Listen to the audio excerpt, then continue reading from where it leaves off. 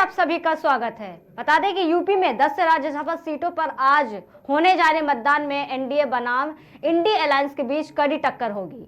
चुनाव में अखिलेश यादव पर क्रॉस वोटिंग को रोकने को लेकर पॉलिटिक्स मैनेजमेंट की बड़ी परीक्षा होगी।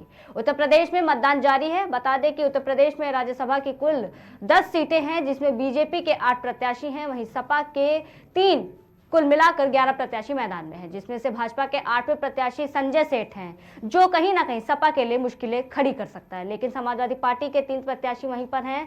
वहीं भाजपा अपने 8वें प्रत्याशी को जिताने के लिए दमखम लगा रही है।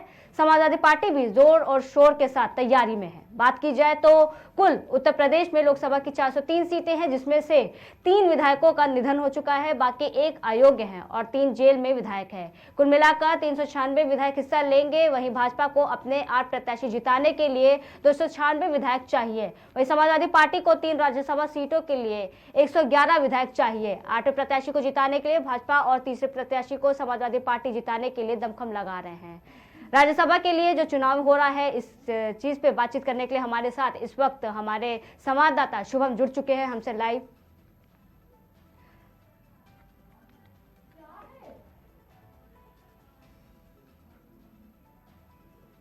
जी शुभम, आपको हमारी आवाज आ रही है?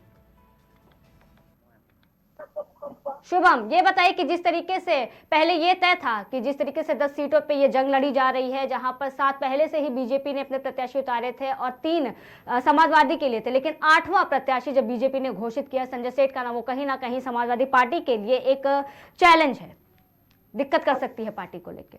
सोनाली, मैं आपको बता दूं कि जिस तरह से राज्यसभा चुनाव की मतदान की सुबह 9 बजे से मतदान चालू हुए थे, उसको लेकर सियासी हलचल 2 दिन पहले से ही काफी तेज हो गई थी। जिस तरह के राज्यसभा की 10 सीटों के लिए 11 कैंडिडेट खड़े किए गए हैं, वहीं समाजवादी पार्टी के 3 प्रत्याशी हैं और भारतीय जनता पार्टी के 8 प्रत्याशी हैं। 8वें प्रत्याशी के तौर पर संजय सेठ है, जिनको जिताने के लिए भारतीय जनता पार्टी पूरा दमखम लगा रही है। वहीं समाजवादी पार्टी की बात करें तो समाजवादी पार्टी के विधायक सुबह से लगातार जिस तरीके से इधर से उधर जाने का कार्यक्रम इनका चालू हो गया है, उसको लेकर कहीं ना कहीं बड़ी कसमसस सी मच गई है। इस समय मौजूद हूं मैं समाजवादी कार्यालय में, जहां पे समाजवादी पार्टी के काफी कार्यकर्ता है, वो काफी आक्रोशित हैं। जी, जैसा कि आपने अभी बोला कि कई पार्टियां जो हैं, पार्टी के जो विधायक हैं वो इधर से उधर हो रहे हैं। ऐसे में कई लोग हैं जो अभी विधायक, जैसे पल्लवी पटेल का नाम सामने आ रहा है कि वोट करने के लिए अभी तक वो पहुंची ही नहीं है। कई विधायकों के हैं मोबाइल स्विच ऑफ है और कई लोग क्रॉस वोटिंग कर रहे हैं, जिनको अखिलेश यादव ने चुनौती भी दी है कि उनके खिलाफ कार्रवाई भी की जाएगी, क्रॉस वोटिंग करने वालों के खिलाफ। सोनाली, जिस तरह से सुबह अखिलेश यादव ने बयानबाजी की, सब अपना गड्ढा खुद खोद रहे हैं। उसके बाद पल्लवी पटेल की बात की जाए, पल्लवी पटेल तो इसके पहले भी 2 मीटिंग हुई, इसमें वो शामिल नहीं हुई हैं। फिलहाल अभी कहना नामुमकिन है कि वो मतदान नहीं करेंगी। ये जरूर हो सकता है कि किस खेमे मतदान वो करेंगी। जिस तरह से भारतीय जनता पार्टी कह रही है कि वो अपने 8वें प्रत्याशी जिताने के लिए लगातार विधायकों से संपर्क कर रही है, वहीं समाजवादी पार्टी के 111 विधायक हैं होंगे, उनको 3 प्रत्याशी राज्यसभा में अपने जिताने के लिए। वहीं भारतीय जनता पार्टी को 296 विधायकों की जरूरत है। कहीं ना कहीं जिस तरह से समाजवादी पार्टी ने राजा भैया से पहले नरेश उत्तम पटेल के आवास पर जाकर मुलाकात करना, उसके बाद अचानक से पल्लवी पटेल से बात करना, कहीं ना कहीं उनके तीसरे प्रत्याशी को जिताने को लेकर लगातार वो राजनीति में सक्रिय अपने कार्यकर्ताओं के साथ साथ खुद अपने प्रदेश अध्यक्ष को राजा भैया के पास भेज रहे थे। लेकिन जिस तरह से राजा भैया ने साफ और स्पष्ट तौर पर कह दिया कि वह उनका समर्थन भारतीय जनता पार्टी को जा रहा है, उसके बाद सियासी हलचल काफी तेज हो गई। और सुबह से जिस तरह से रायबरेली के ऊंचाहार के विधायक मनोज कुमार पांडे ने इस्तीफा दे दिया, उसके बाद तो और खलबली मच गई। जिस तरह से अभय सिंह ने सुबह फेसबुक पर एक पोस्ट कर दी, उसके बाद काफी विधायक लगातार जो इधर से उधर चले गए हैं, जिसमें भारतीय जनता पार्टी को कहीं ना कहीं 8वें प्रत्याशी में को जिताने में फायदा हो रहा है। जी, अभय सिंह की बात आपने की, उन्होंने वोटिंग से पहले ही अपने फेसबुक पेज पे उन्होंने भगवान राम की तस्वीरें पोस्ट की थी, जिसको लेकर के भी काफी हलचल मच गई है। शुभम जी, आपको बता दूं कि जिस तरह से उन्होंने सुबह ही अपनी फेसबुक सोशल मीडिया के माध्यम से पोस्ट शेयर की, उसको देखने के बाद ही समाजवादी पार्टी में खलबली मच गई और उनके जो कार्यकर्ता थे काफी आक्रोशित हो गए। लगातार यही चर्चा की जा रही है कि जी भारतीय जनता पार्टी के इस तरह से पार्टी में शामिल हो जाने के बाद समाजवादी पार्टी में जो टूट विधायकों की मच गई है, कहीं ना कहीं ये आने वाले लोकसभा चुनाव पर इसका प्रभाव पड़ेगा। जिस तरह से लोग पार्टी छोड़कर जा रहे हैं, कहीं ना कहीं भारतीय जनता पार्टी उनको लोकसभा में अपना प्रत्याशी बनाएगी। लेकिन वही समाजवादी पार्टी की बात की जाए तो समाजवादी पार्टी में जिस तरह से लगातार एक दिन पहले से ही विधायकों को रखा गया और अचानक से आज उनका इस तरह से पार्टी से मुंह मोड़ लेना कहीं बड़े सवाल खड़ा करता है। कहीं ना कहीं इसका प्रभाव लोकसभा चुनाव में आने वाले पड़ेगा। जिस तरह से राज्यसभा चुनाव को लेकर तैयारियां की जा रही थी, वे भारतीय जनता पार्टी भी पूरी जोड़खम के साथ लगे हुए थे, क्योंकि समाजवादी पार्टी भी अपने तीसरे प्रत्याशी को जिताने के लिए लगातार विधायकों से संपर्क कर रही थी। लेकिन आज सुबह से जिस तरह की घटनाएं उसको लेकर वही ब्रजेश पाठक डिप्टी सीएम का भी बयान आया है कि भारतीय जनता पार्टी के 8 प्रत्याशी जीत रहे हैं। जी शुभम, प्रथम वरीयता के हिसाब से देखा जाए तो समाजवादी पार्टी के पास 34 विधायक हैं और बीजेपी के पास 29 विधायक मौजूद है इस समय में। तो ऐसे में जो राजनीतिक जानकार हैं वो उनका ये भी कहना है कि क्रॉस वोटिंग होने पर ही समाजवादी पार्टी का उम्मीदवार जो है चुनाव हारेगा। जी, क्रॉस वोटिंग को लेकर लगातार बता तो रहा हूं आपको, क्रॉस वोटिंग को लेकर लगातार भारतीय जनता पार्टी और समाजवादी खेमे में हलचल मची हुई है। सब अपने प्रत्याशी जिताने के लिए लगातार लगे हुए हैं। वहीं समाजवादी पार्टी विधायकों के जाने से जो पार्टी में आने वाले लोकसभा चुनाव पर इसका आमतौर पर प्रभाव पड़ेगा। जिस तरह से प्रत्याशी लगातार समाजवादी पार्टी में 2 दिन पहले से ही अचानक से गायब हो गए थे। जिस तरह से बात की जाए तो मनोज कुमार पांडे की 2 दिन पहले से ही वो समाजवादी पार्टी से दूर चल रहे थे, अचानक से उन्होंने आज सुबह ही इस्तीफा दे दिया, जिसके बाद से और खलबली मच गई। कहीं ना कहीं भारतीय जनता पार्टी भी यही चाहेगी वो अपने 8वें प्रत्याशी संजय सेठ को जिताकर राज्यसभा में 8 प्रत्याशी उनके जीतकर राज्यसभा सांसद बने। जी शुभम, जिस तरीके से सपा और कांग्रेस ने बीजेपी को हराने के लिए गठबंधन किया है, क्या लगता है कि इसका कितना असर देखने को मिलेगा राज्यसभा चुनाव में? देखिए सुनिए, ये देखिए सोनाली, मैं आपको बता दूं कि स्थितियां बिल्कुल साफ हो चुकी हैं, लेकिन अभी भी कयास लगाए जा रहे हैं। जिस तरह से कार्यकर्ताओं से मैंने बात की, उनसे पूछा तो उनमें एक रोष दिखा। उन्होंने बताया कि सब अपने फायदे के लिए भाग रहे हैं, पैसे के लिए भाग रहे हैं, किसी को पार्टी से मोह नहीं है। जिस तरह से कयास लगाए जा रहे थे कि समाजवादी पार्टी शुरुआत से ही विश्वास जता रही थी कि उनके विधायक उनके संपर्क में लगातार बने हुए हैं, कहीं ना कहीं राज्यसभा की 3 सीटें उनके खेमे में आएंगी। लेकिन वहीं भारतीय जनता पार्टी ने लगातार यही बताया कि वो 8वें प्रत्याशी अपने लगातार चुनाव में जिता रही है, क्योंकि राज्यसभा की 10 सीटें हैं और 11 प्रत्याशी हैं। किसी एक प्रत्याशी को तो चुनाव में हारना ही पड़ेगा। जिस तरह से कयास और उम्मीद है कि भारतीय जनता पार्टी अपने 8वें प्रत्याशी को जिताने के लिए साम दाम दंड भेद की राजनीति उत्तर प्रदेश में खेल रही है। जी, राज्यसभा चुनाव की वोटिंग के बीच जैसे सपा को एक के बाद एक चुनाव से पहले भी झटके लगते आए और अभी भी झटके लग रहे हैं और शायद ये सिलसिला जारी भी रहेगा। इसी दौरान जैसे आपने बोला कि विधायक मनोज पांडे ने मुख्य सचेतक पद से अपना इस्तीफा दिया है, तो क्या लगता है कि खेला होगा? रत्ना, मैं आपको बता दूं कि लगातार जिस तरह से लोकसभा चुनाव को देखा जा रहा है कि मार्च में लोकसभा चुनाव की तिथियों का ऐलान हो जाएगा, उसके पहले राज्यसभा चुनाव रखे गए थे और राज्यसभा चुनाव में नेता अचानक से जिस तरह से वो कल्टी मार रहे हैं, जिस तरह से वो जा रहे हैं, कहीं ना कहीं ये बहुत बड़े सवाल खड़ा करते हैं, जिसको लेकर लोकसभा चुनाव में कहीं ना कहीं जो प्रत्याशी इधर से उधर दल बदल रहे हैं वो लोकसभा में प्रत्याशी भारतीय जनता पार्टी की तरफ से बनाए जा सकते हैं। फिलहाल कसमकस तगड़ी बनी हुई है कि कौन किस दल में जाने के बाद कहां से लोकसभा में प्रत्याशी बनेगा। फिलहाल पल्लवी पटेल पर निगाहें सबकी है, वो मतदान करने आती है व नहीं आती हैं।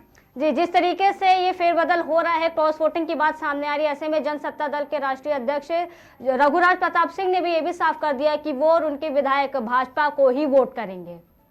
शुभम जी, रत्ना, सुबह स्पष्ट तौर पर राजा भैया ने साफ साफ बता दिया क्या उनका मतदान भारतीय जनता पार्टी को जाएगा। जिस तरह से शुरुआत में तस्वीरें आई, कयास लगाए गए, लगातार मीडिया में खबरें चली कि राजा भैया किस खेमे में जा रहे हैं। फिलहाल आज सुबह राजा भैया ने बिल्कुल स्पष्ट कर दिया है कि उनका वोट भारतीय जनता पार्टी के खेमे में जा रहा है। जी, बता दें कि पार्टी कार्यालय में अखिलेश यादव ने अपने विधायकों के लिए भोज दिया था, जिसमें से 7 से 8 विधायकों को गैर हाजिर रहने की बात सामने आई थी, जैसा कि आपने बताया। ऐसे में सपा अपने विधायकों को एकजुट करने में पिछले 3 दिनों से भी जुटी हुई है और क्रॉस वोटिंग की अटकलों पर सपा की ओर से बार बार दावा किया जा रहा है कि वो एकजुट हैं और उनका कहना है कि कोई क्रॉस वोटिंग नहीं होगी, लेकिन रिजल्ट तो कुछ और ही आ रहा है सामने, क्रॉस वोटिंग की जा रही है। जी शुभम।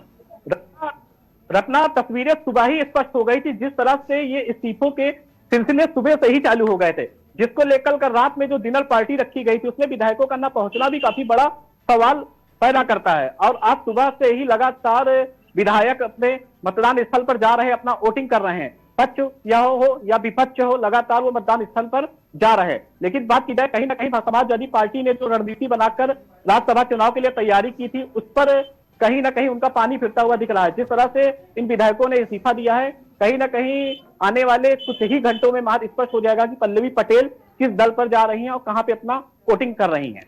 जिस तरीके से बीजेपी ये बार बार दावा करती आई है चुनाव से पहले भी कि वो 80 में से 80 सीटें जीतेगी, क्या लगता है कि बीजेपी 80 में से 80 सीटें कैसे जीतेंगी? तथ्यों के साथ बताइए आप।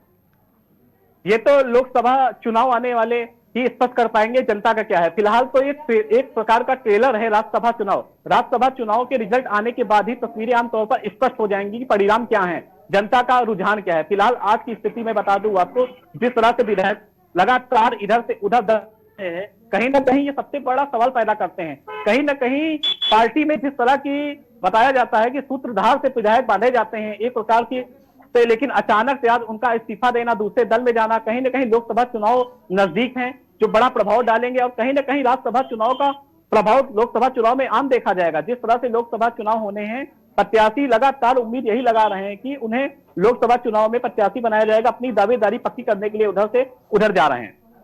जी, सपा और कांग्रेस के साथ में आने के बाद ये भी कहा जा रहा है कि मुसलमानों का एक जो मेजॉरिटी वोट है मुसलमानों का, वो सीधा अब सपा और कांग्रेस के खाते में जा सकता है, जो कहीं ना कहीं उनकी जीत के लिए एक तरीके से बढ़ोतरी में माना जाएगा कि उनकी जो खाते में वो वोट जा सकते हैं, या सपा के खाते में या कांग्रेस के।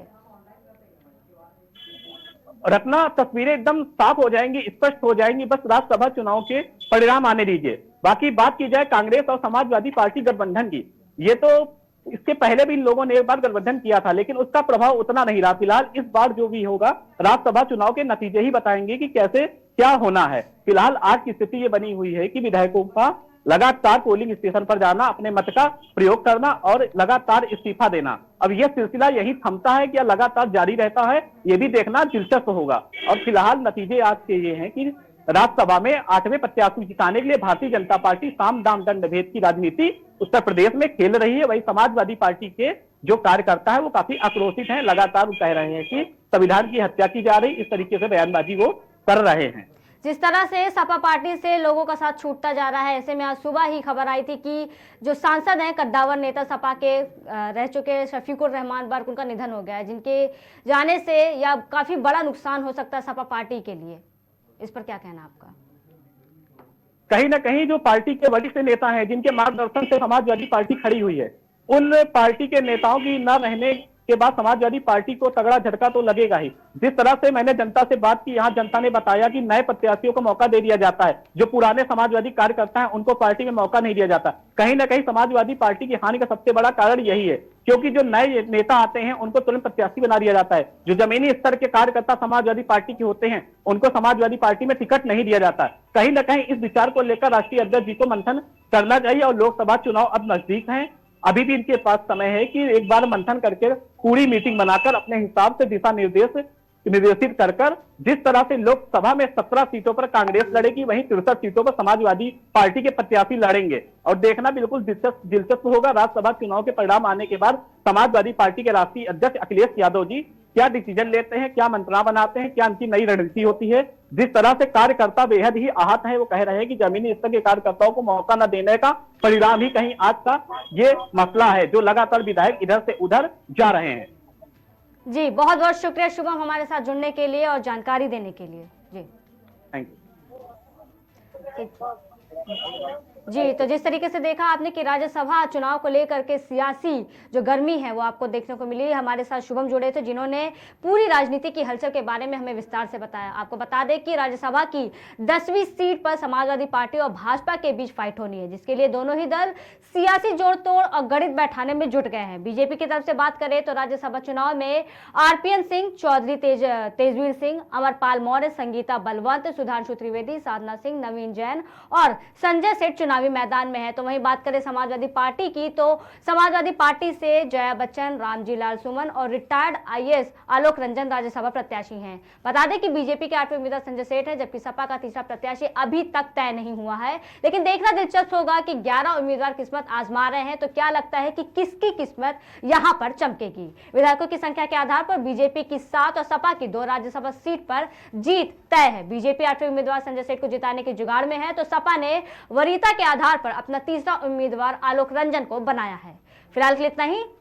तमाम खबरों के लिए देखते रहिए केकेडी न्यूज।